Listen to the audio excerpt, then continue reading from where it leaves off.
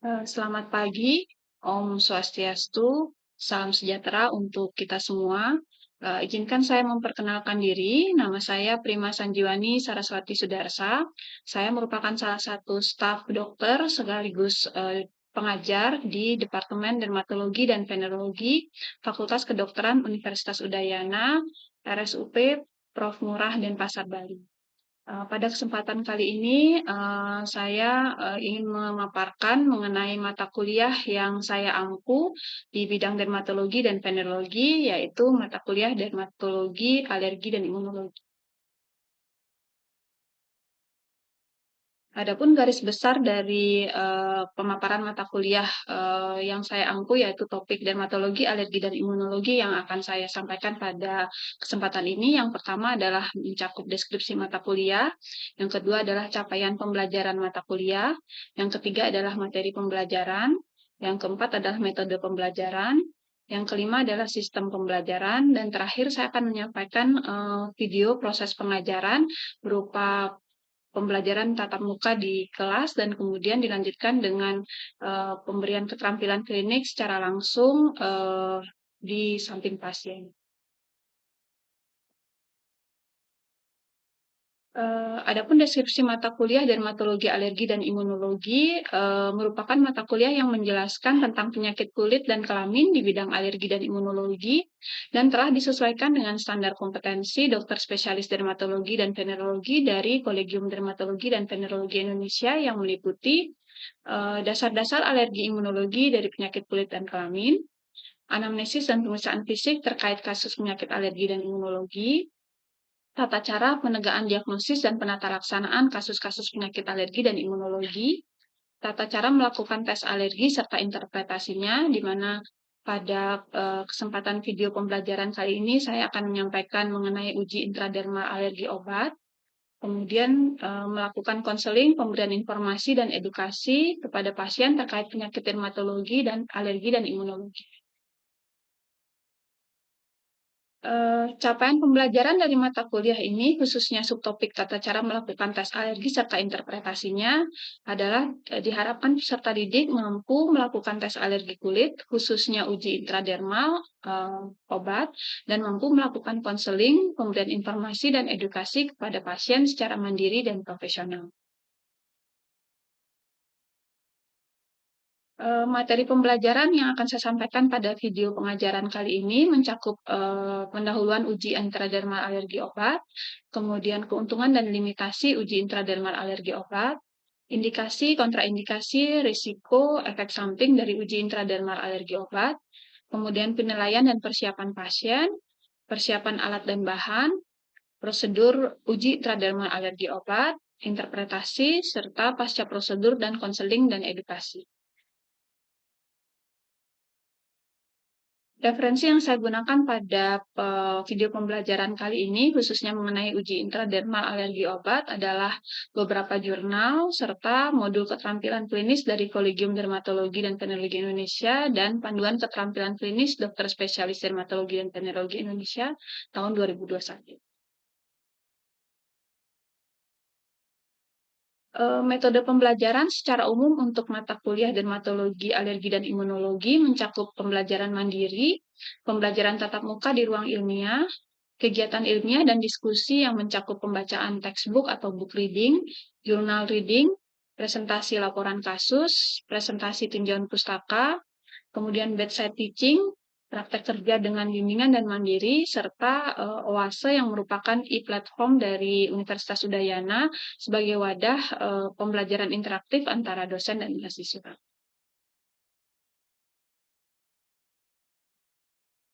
Untuk sistem penilaian sendiri, kemampuan yang dievaluasi adalah pencapaian professional performance atau kemampuan dan keterampilan profesional yang mencakup 3 bidang, yaitu yang pertama mengenai pengetahuan atau knowledge, yaitu bidang kognitif, yang menilai pengetahuan dan pemahaman serta penyelesaian masalah dan pengambilan keputusan klinis. Kemudian yang kedua adalah keterampilan atau skill, yaitu bidang psikomotor, yang menilai keterampilan klinis tindakan maupun non-tindakan. Kemudian yang ketiga adalah sikap atau attitude, yaitu di bidang afektif, yang menilai hubungan interpersonal dan sikap dan cara kerja profesional.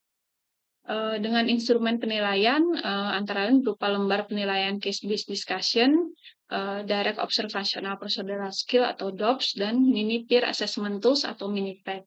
Di mana khususnya pada video pembelajaran yang saya sampaikan mengenai uji intradermal alergi obat adalah akan menilai keterampilan atau skill di bidang psikomotor dengan menggunakan instrumen penilaian berupa DOPS.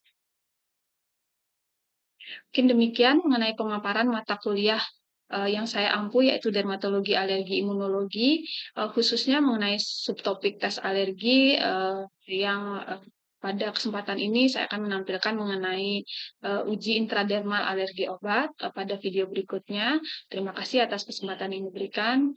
Om Santi Santi Santi Om, selamat pagi. Selamat siang teman-teman sejawat presiden dan adik-adik muda. Jadi saya siang ini akan melanjutkan materi dari topik mata kuliah dermatologi, alergi, imunologi. Salah satunya tentang tes alergi dan interpretasinya itu adalah yang kita harus bisa itu adalah uji intradermal. Kemudian kalau di sini sih nanti materinya khusus intradermal alergi obat ya. Jadi biasanya kita pakai nanti sering di sehari-hari pada saat ada ketemu pasien, biasanya mau masukin obat-obat yang berisiko, salah satunya antibiotik, itu biasanya kita lakukan dulu skin test istilahnya. Jadi itu sebenarnya termasuk uji intradermal untuk alergi obat. Awalnya sih dia sebetulnya diindikasikan untuk kita tahu obatnya apakah betul dia menyebabkan alergi atau enggak. Jadi pada pasien yang mungkin ada riwayat alergi sebelumnya sehingga kita mau tahu penyebabnya itu atau bukan, itu kita teskan. Tapi mungkin pada kenyataannya sehari-hari tanpa ada riwayat ataupun dengan ada riwayat, setiap mau masuk obat yang berisiko dilakukan skin test ini jadinya ya. Jadi untuk pendahuluan, alergi obat itu adalah suatu efek sampingan yang sering ditemukan dan kita sebagai dokter itu perlu mewaspadai kondisi ini. Konfirmasi obat penyebabnya seringkali jadi susah. Jadi seringkali kita cuma berdasarkan riwayat, apakah pasiennya ada riwayat alergi obat enggak sebelumnya. Jadi berdasarkan dari anamnesis wawancara dengan pasien. Dan itu seringkali juga pasien mungkin kalau dia nggak ngerti, nggak tahu, itu bilangnya nggak pernah. Padahal mungkin aja pernah, tapi pasiennya nggak paham. Atau kalau dia ternyata pernah pun, kadang-kadang dia nggak tahu obat apa yang membuat alergi itu, yang seringkali kita jadinya sulit mengkonfirmasi apa sih obat penyebab alerginya. Kemudian dikembangkanlah tes alergi obat ini di kulit. Jadi kita cobakan di kulit obat alergi, obat yang mungkin bisa menyebabkan alergi itu, dan dipakai sebagai salah satu biomarker apakah ada reaksi apa enggak. Sebenarnya bisa dipakai untuk kedua tipe reaksi alergi obat. Jadi tipe alergi yang cepat maupun yang lambat sebenarnya bisa dilakukan dengan tes alergi. Jadi salah satu tes alergi yang bisa kita pakai, karena nanti ada banyak jenis tes alergi yang bisa kita lakukan ya. Jadi salah satu intradermal ini, yang lain adalah dengan tes atau PET test. Jadi untuk uji intradermal alergi obat itu adalah prosedur yang memasukkan sejumlah kecil alergen yang bentuknya alergen ini adalah obat yang kita curigai itu pada kulit dan melihat reaksi yang ditimbulkan.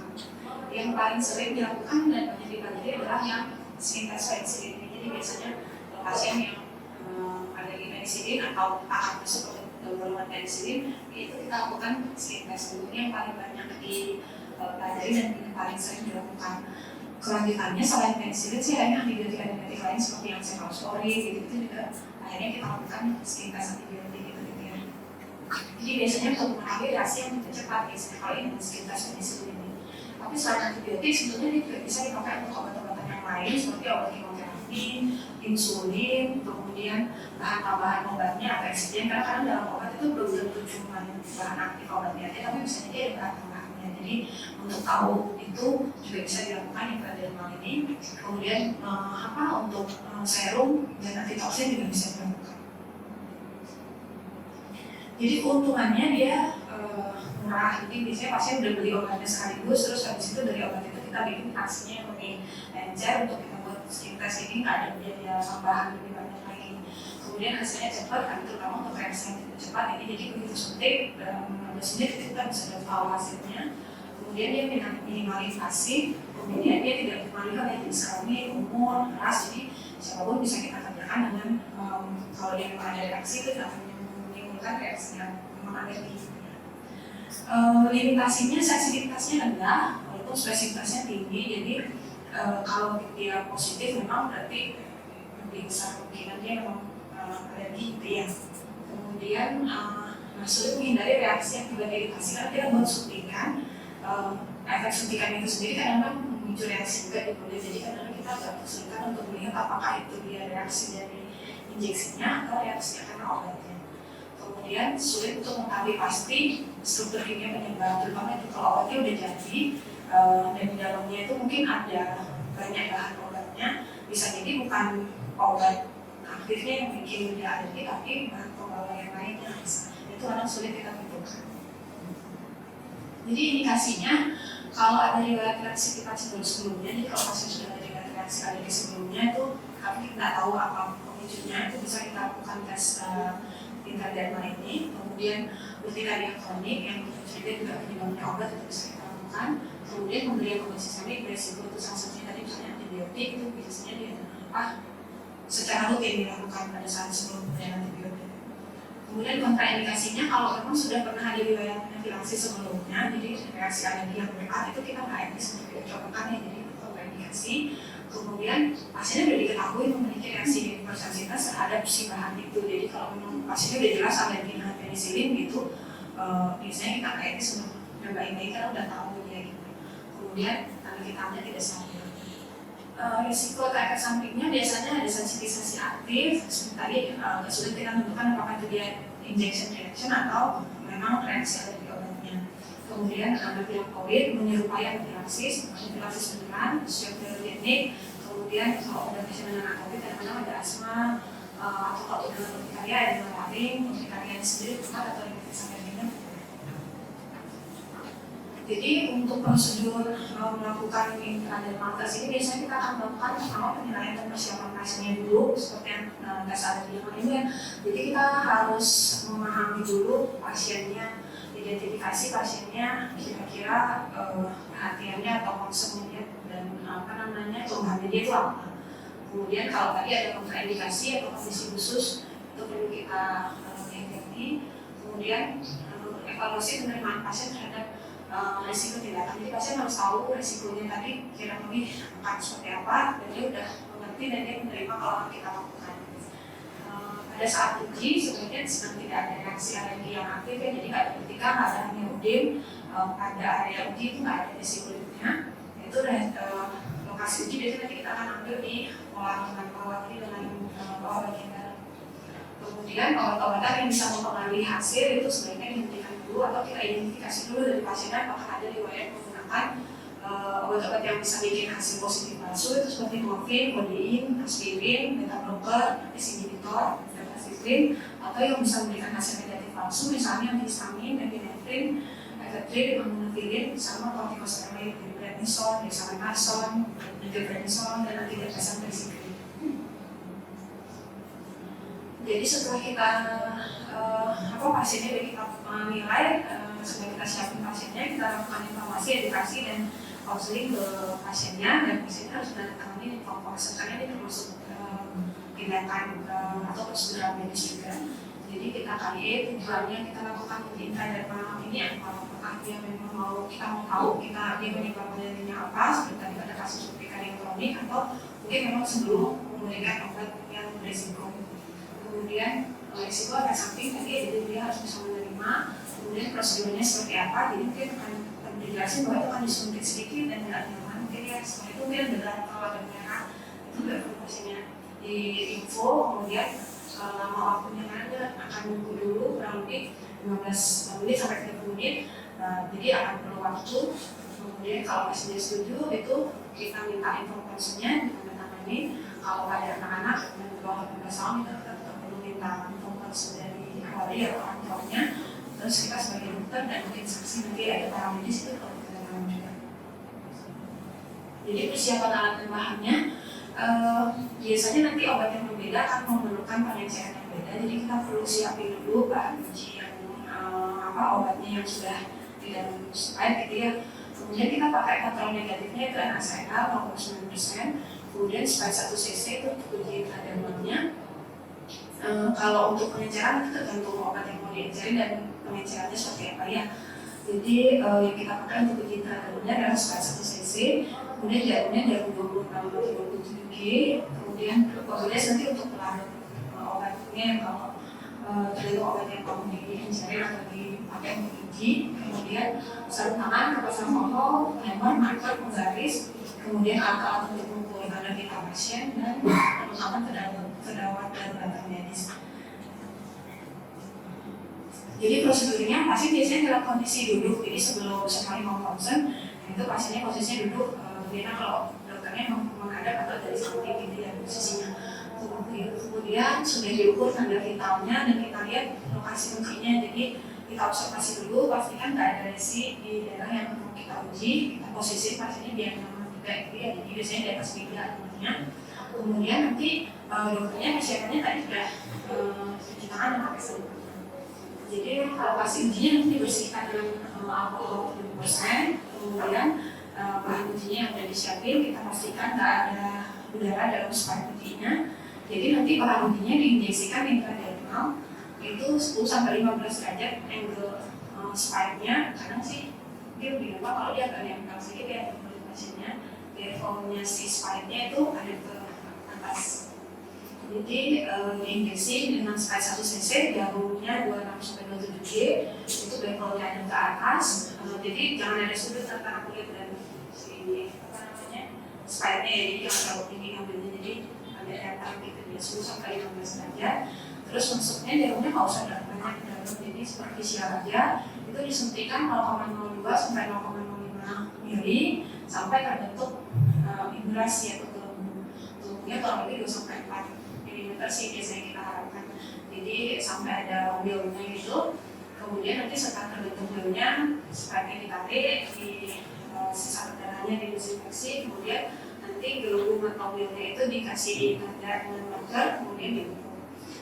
Nanti yang diukur kalau sudah di marker itu dari diameter jalurnya itu marker ya, jadi jangan markernya mungkin gede, jangan marker luarnya diukur, tapi yang di jalurnya marker yang diukur. Kemudian kontrol negatifnya NaCl-nya juga disuntikan dengan cara yang sama di lokasi yang sama, jadi sama-sama dipolar. Nanti untuk perbandingan, nanti dikasih jarak minimal 2 cm supaya nggak ganggu pembacaan strukturnya. Kemudian pasien diminta menunggu untuk melihat efek dari reaksinya tadi. Disarankan untuk nggak bergaruk dan jangan dimanipulasi. Di sini kalau ada merah, ada gatal, pasien di KID untuk jangan dipegang-pegang. Jadi kurang lebih seperti ini ya gambarnya ya. Jadi kalau dia positif itu selisih kita lihat dengan kalau saya selisih diameter urtika bahan yang kita uji dengan kontrol negatifnya itu lebih dari sama dengan 1,5 mili atau ada perluasan diameter urtikanya dibanding awal penyuntikan itu 1,5 mili, atau kalau urtikanya sampai besar sekali lebih dari 10 mili dengan eritema, jadi bisa ada eritema di sekitarnya. Jadi dari salah satu jurnal yang menyampaikan interpretasi dengan menggunakan sistem grading, jadi bukan cuma positif negatif tapi dia ada grade 0 sampai 4-nya. Jadi kalau misalnya ada eritema akan dengan pseudocode itu, jadi agak gede dan kayak nggak beraturan bentuknya, nanti bisa ada pengukuran dari grade. Biasanya kita kalau di klinis kita melihatnya pakai positif dan negatif. Nah, pasca prosedur itu jangan lupa nanti pasien dikaji lagi ya, jadi jangan langsung digunakan kerja. Kita bersihkan dulu sisa bahan uji sama sisa materialnya, terus kita kaji hasil ujinya nantinya apa. Mungkin kalau dia memang negatif, mungkin kalau memang mau dilakukan injeksi antibiotik atau obat lanjutan itu bisa dilakukan gitu ya. Tapi kalau positif misalnya dan akan dilanjutkan dengan apa gitu. Kemudian di info juga sisa lesinya bisa hilang nanti seiring dengan waktu. Kadang-kadang kalau misalnya diperlukan, kalau lesinya misalnya gatal banget, merah banget, gede banget itu saya bisa kita kasih antihistamin atau kortikosteroid, atau kemudian jangan lupa dikasih catatan hasil ujinya, dan kalau misalnya ada reaksi alergi yang diperlambat itu bisa sebenarnya.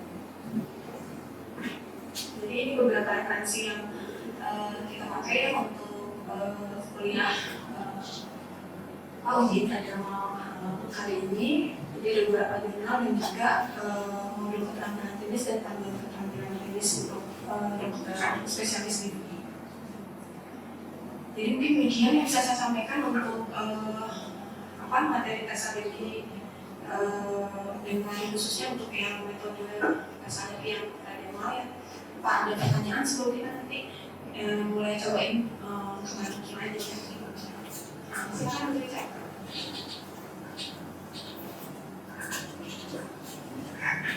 Terima kasih dok. Mau izin bertanya dokter, tadi penjelasannya uji tes intradermal ini untuk reaksi tipe cita dokter. Apakah uji intradermal ini juga dapat digunakan untuk reaksi tipe alpha?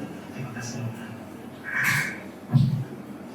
Terima kasih untuk pertanyaannya. Jadi betul biasanya yang sudah established yang sering kita lakukan itu yang berdasarkan si penelitiannya dengan skin test alergi penicillin. Jadi itu yang untuk dipercepat biasanya.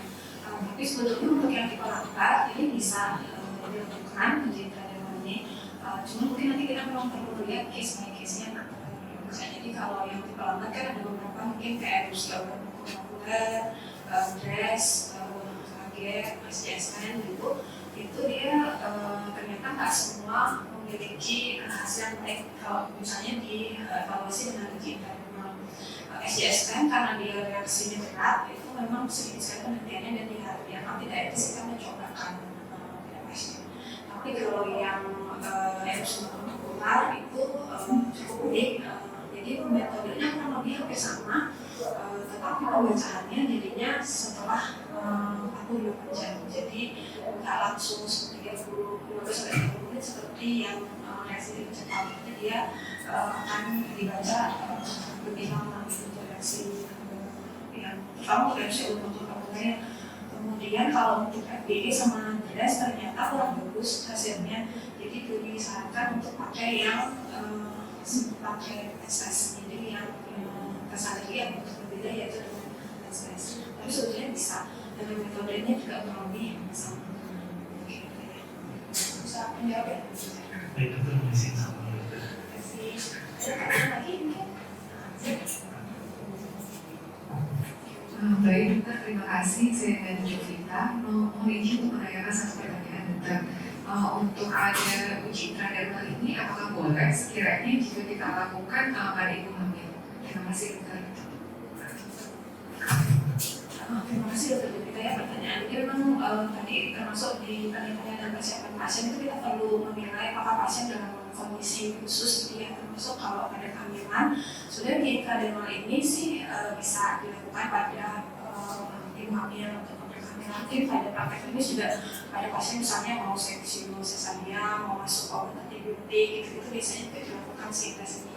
Tapi mungkin tetap nanti ada pertimbangan khusus ya, misalnya karena tetap tes alergi ini ada resikonya gitu. Jadi kalau pasien sudah jelas ada riwayat dan misalnya kita indikasinya nih, kalau misalnya kita indikasinya memang mau memasukkan obat beresiko dan kita melihat resikonya kita memasukkan obat itu tanpa skin test dan dengan skin test itu memang lebih besar ya resikonya tanpa skin test, kita mau nggak mau harus lakukan.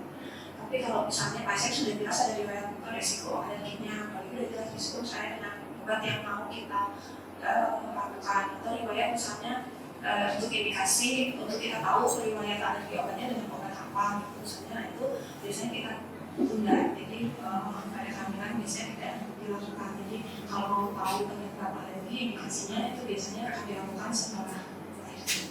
Kalau indikasi untuk mau masukkan obat dengan mungkin riwayat tidak ada dari obat sebelumnya, tidak ada yang resiko yang lebih besar pada bayinya atau pada ibunya, itu biasanya bisa. Karena dia nggak mempengaruhi hasil sih pada kehamilan sebelumnya. Bisa jadi ya, ada pertanyaan lagi mungkin dari teman-teman presiden atau dari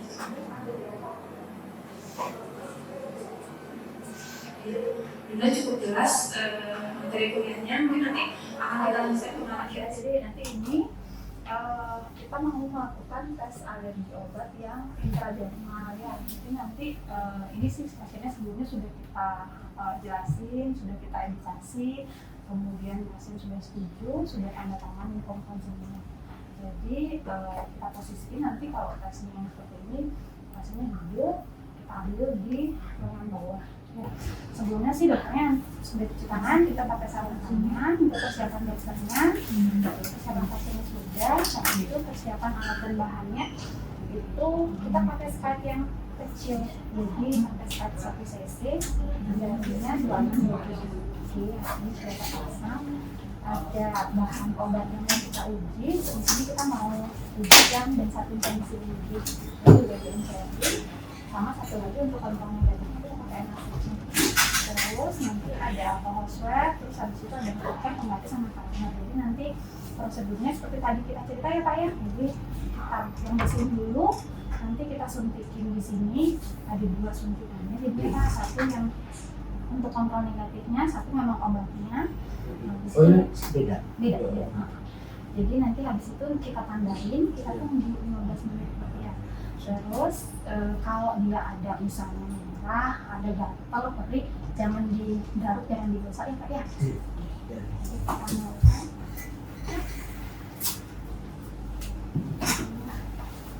Agak nggak nyaman sedikit ya Pak ya.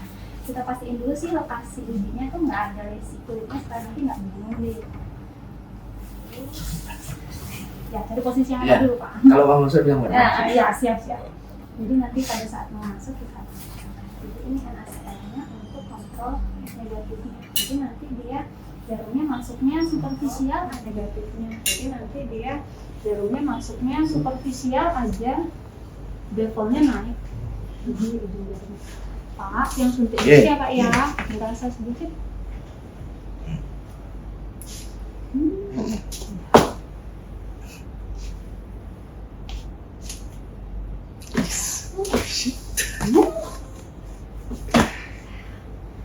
Itu dia masuknya 0,02 sampai 0,5. Jadi nanti jadi jaraknya sama yang satunya sih sebisa mungkin lebih dari 2 cm. Supaya nggak bisa tahu dia reaksinya.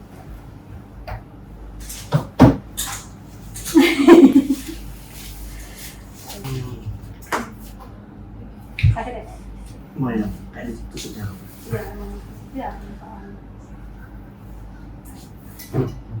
Jadi kayak tadi sih cara ngeditnya sama.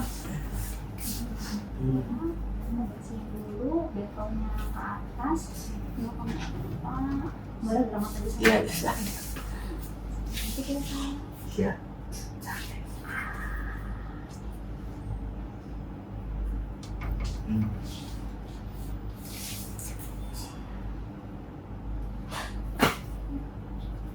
Sudah? Sambung.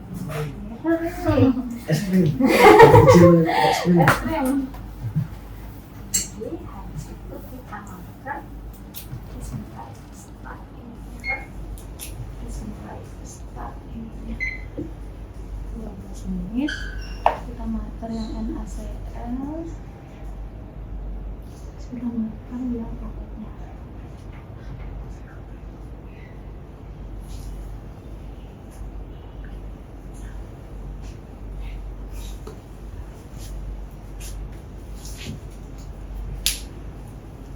Ini dari yang dalamnya ya, jadi kan kalau ada warnanya itu kita ukurnya yang dalamnya. Jadi nanti kalau ini dia nanti tambah gede, apalagi ada merah di pinggirnya atau dia ada kayak pseudopox mau jadi kayak merahnya nggak teratur, itu dia berarti ada tanda-tanda. Jadi kalau ada gatal merah kurang digaruk ya Pak ya, jangan digaruk ya. Kalau alat itu perlawanan dilawan. Reaksi dari badan kita Terusnya harus ngelawan. harusnya gitu ya, nggak membangkang. Harusnya nggak muncul. Kita harapkan sih gitu Pak, jadi nggak muncul. Jadi nanti ditunggu 15 menit, kalau dia aman bisa kita lanjutkan dengan ini ya. Jadi kita 0,025 sampai 0,02. Kita harapkan sih ininya tuh sebetulnya 2 sampai 4 mili apa udaranya itu. Tapi biasanya sih yang penting kontrol negatif atau positifnya nggak terlalu berbeda ya ukurannya gitu. Nanti soalnya mau kita lihat perbandingan yang kita bahan uji obatnya kalau gede kan jadi kontrol negatifnya untuk apa namanya pembandingnya. dia matanya.